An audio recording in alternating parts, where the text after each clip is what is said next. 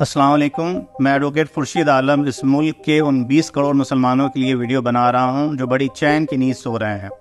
वो चैन की नींद सो रहे हैं और उनके दरवाजे पर एक मुसीबत आकर खड़ी हो गई है। इस बार ये मुसीबत वक्फ अमेंडमेंट बिल 2024 की शक्ल में आया है।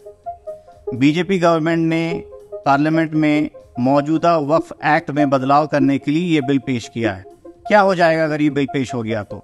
क्या हो जाएगा अगर ये बिल एक कानून बन गया तो? अगर ये बिल कानून बन जाता है तो आप ये यकीन कीजिए कि मुसलमानों की जो वक्फ जायदाद है, वक्फुल्लाह, ऐसी जायदाद जो उनके पूर्वजों ने अल्लाह के राह में दे दिया, उस जायदाद से, उस मिल्कियत से लोगों का भला हो, इस कौम का भला हो, इस देश का भला हो, ऐसे जायदाद पर सरकार की नजर है। इस बिल के कानून बनने के बाद हमारी हजारों लाखों मस्जिदें, हमारे खानकाहें, हमारे मदारिस, हमारी कब्रिस्तानें और बहुत सारे जो मिली तंजीमें हैं, उनकी जायदाद को आसानी से सरकार हड़प लेगी। ये पहली बार नहीं है कि बीजेपी की केंद्र सरकार ने मुसलमानों को परेशान करने के लिए एक ऐसा बिल पेश किया है।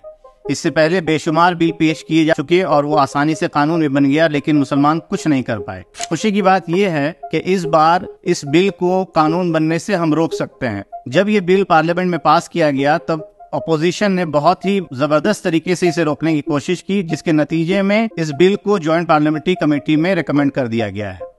ऐसा नहीं है कि ये बिल कानून बनने से रुक गया है, बल्कि एक छोटा सा पॉज लगा है। अब हम इसे कानून बनने से कैसे रोक सकते हैं? ऐसी सूरत में एक आम आदमी क्या कर सकता है? जिस तरीके से डेमोक्रेसी में हर एक वोट की कीमत है, उसी तरीके से इस पूरे मामले में हर एक आम आदमी की राय की कीमत है। जब इस बिल को जॉइंट पार्लियामेंट्री कमेटी के सामने पेश किया गया है तो जॉइंट पार्लियामेंट्री कमेटी ने आम आदमी से राय मांगी है। जो काम भाजपा सरकार को, बीजेपी गवर्नमेंट को पहले करना चाहिए था, सारे स्टेक होल्डर्स की राय लेनी चाहिए थी, जिनके वो दावा करते हैं कि इनकी भलाई के लिए बिल लाया जा रहा है, हकीकत में वो हमारी जड़ों को काटने में लगे हुए हैं। ऐसी सूरत में जब आपके सामने एक नोटिस आया हुआ है, 13 सितंबर तक आपको अपनी राय देनी है, क्या 20 करोड़ मुसलमान में से 50 लाख भी ऐसे नहीं हैं जो अपनी राय को ईमेल के जरिए, खतों के जरिए, एक डेलीगेशन के जरिए जॉइंट पार्लियामेंट्री कमेटी तक पहुंचा सकें?